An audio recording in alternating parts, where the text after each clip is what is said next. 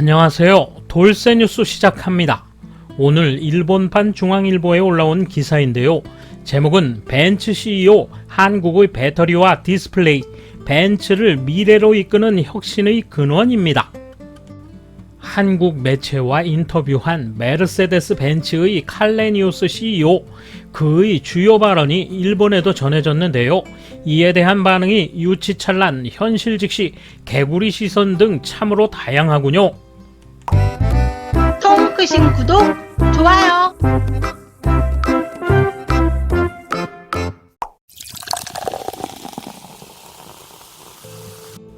다임러 메르세데스 벤츠의 올라 칼레니우스 CEO가 한국은 벤츠를 미래로 이끌 혁신의 원천 중 한 곳이라고 밝혔다.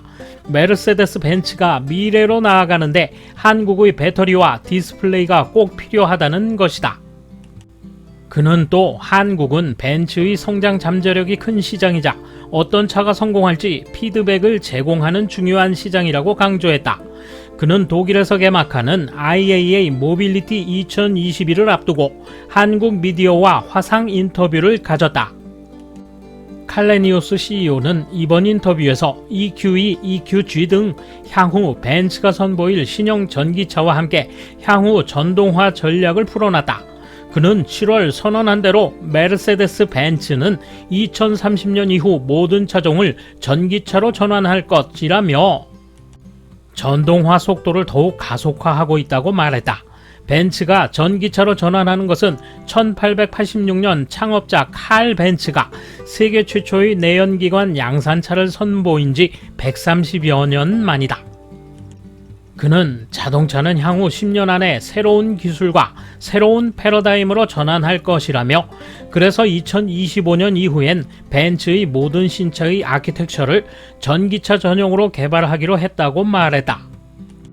벤츠의 전동화가 소형인 A클래스부터 대형 SUV G클래스까지 모든 라인업에서 이루어진다는 것이다. 그는 벤츠의 럭셔리 브랜드 전략은 전기차 시대에도 유효하다며, 전기차 시대에도 벤츠가 럭셔리 브랜드 주도권을 잡고 대중차 시장에도 영감을 줄 수 있을 것이라고 말했다. 지난해 EQC를 국내에 선보인 메르세데스 벤츠는 올해 EQA에 이어 EQS, EQB, EQE를 조만간 출시한다. 또 향후 2-3년 내 모든 라인업에서 다양한 EV를 출시할 계획이다. 칼레니우스 CEO는 한국의 자동차 생태계는 굉장히 혁신적이고 경쟁력 있다고 말했다. 특히 한국의 배터리 제조사 등 한국의 부품사가 기술 측면에서도 글로벌 전기차를 선도하고 있다고 했다. 그는 한국은 단순히 매력적인 판매 시장이 아닌 메르세데스 벤츠의 미래에 있어 필수 요소라며, 통합 공급망 측면에서 한국은 벤츠의 가장 중요한 파트너 중 하나라고 말했다. 한편 벤츠는 테슬라, 폴크스바겐 등에 이어 배터리 내재화에 박차를 가하고 있다. 지난 7월에는 유럽 8곳에 배터리 공장을 구축한다고 발표했다. 이를 두고 그는 기존 파트너인 한국의 배터리 제조사와 협력을 강화하겠지만 셀 이니셔티브를 고려할 것이라고 말했다. 그가 강조한 이 말은 유럽 내 배터리 셀 개발 생산을 위한 새로운 파트너십을 말한다. 기존 파트너와 협력은 유지하지만 생산 기지를 유럽에 두겠다는 의미로 풀이된다. 그는 메르세데스 벤츠는 배터리 셀 생산에서 화학적인 부분까지 고려한 완전한 수직 계열화된 R&D 능력을 보유 중이라며, 만들어진 셀을 사는 게 아닌 배터리 파트너와 공동으로 설계하고 혁신할 것이라고 말했다. 그는 한국처럼 전기차 인프라를 잘 갖춘 나라가 향후 전기차 시대를 선도하길 기대한다. 한국은 첨단 기술 국가이며 서울 주변으로 인구가 집중돼 있다. 한국 정부가 충전 인프라 확산에 큰 조처를 할 것으로 믿는다라고 말했다. 이에 대한 일본 누리꾼 반응 보실까요? 메르세데스의 하이브리드 시스템은 망가지는 비율이 높은 데다 가격이 고액이라고 하는데 EV 쪽은 괜찮은 것일까?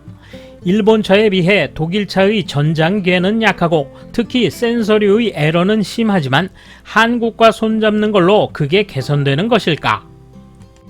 한국 배터리와 디스플레이는 갤럭시 폭발 소동으로 봐도 그다지 좋은 이미지가 없지만 메이커가 EV에 대해 기술을 완전히 전수한다고 해도 유저가 어디까지 따라갈 수 있을지는 모를 일이다.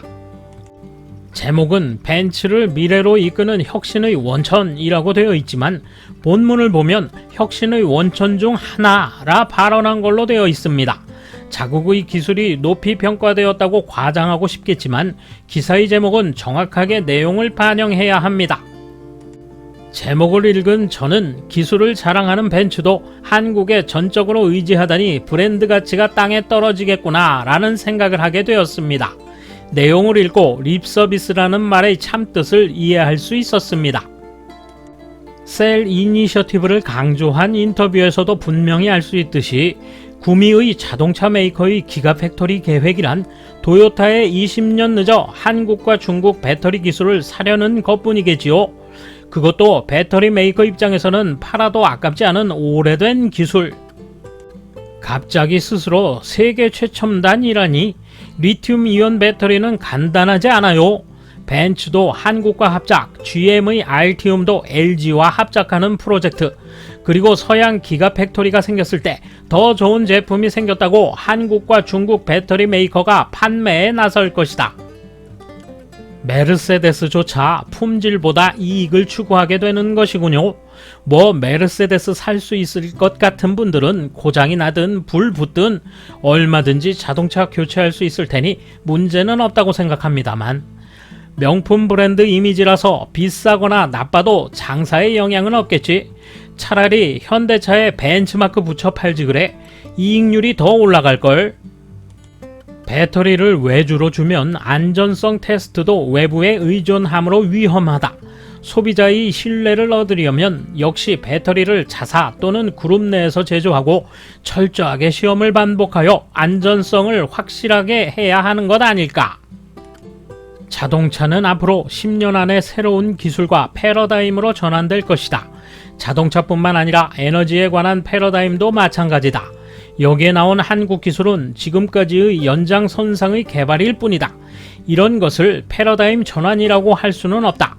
과도기에 개발되어 사고가 나도 어쩔 수 없다는 생각을 가진 기술로는 미래가 없다. 한국 메이커는 그 분야에 강점이 있다. 일본도 열심히 할 수밖에 없다. 일본은 앞으로 어떻게 해야 할지 진지하게 생각하는 것이 좋을 것 같다. 근로 방식도 단순히 일본 젊은이들의 비즈니스 능력을 약화시켜왔다. 해외의 사고방식을 그대로 가지고 올 게 아니라 커스터마이징을 해야 한다. 벤츠사 CEO가 한국 배터리가 필수라고 말하면서 유럽에서 자체 공장을 짓겠다는 것은 발화 사고가 많은 한국산 배터리의 신뢰성이 낮다는 것이다. 품질관리 기준이 엄격한 EU 시장에 도입하기 어렵다는 생각이겠지. 지금으로서의 장점은 가격뿐 아닐까요? 배터리 등 자체 개발을 할 수 없는 제조업체로군. 도요타도 자체 개발하는데 메르세데스는 비싸기만 한 차일 수도 있어. 일본인이라면 일본 메이커 제품을 사는 게 좋지 않을까? 사후관리도 생각하고 자동차 메이커가 없는 나라라면 모를까? 세계 제1의 도요타를 비롯해 제3위의 닛산, 미쓰비시, 혼다 세계 톱10이다. 일본을 관광 입국 같은 것에 편입해버려서 첨단 기술을 소홀히 한 탓에 코로나로 참담한 상황이다. 한국과 중국의 미래를 의존하지 않으면 안 되게 된 것은 일본도 마찬가지. 선배 세대가 쌓은 기술을 발전시키지 않고 고전으로 만들어버린 현 세대는 옳은가? 돌쇠 한마디. 왜 벤츠가 한국을 선택했는지 숙고하지 않고 조롱하는 모습 정말 바람직하군요. 도요타가 뒤늦게 큰돈 쏟아붓는다는데 벤츠처럼 현명한 선택을 했어야 하지 않을까요? 감사합니다. 돌쇠 물러갑니다. 이번 소식은 여기까지입니다. 시청해주셔서 감사합니다. 돌쇠처럼 우직하게, 마님처럼 화끈하게.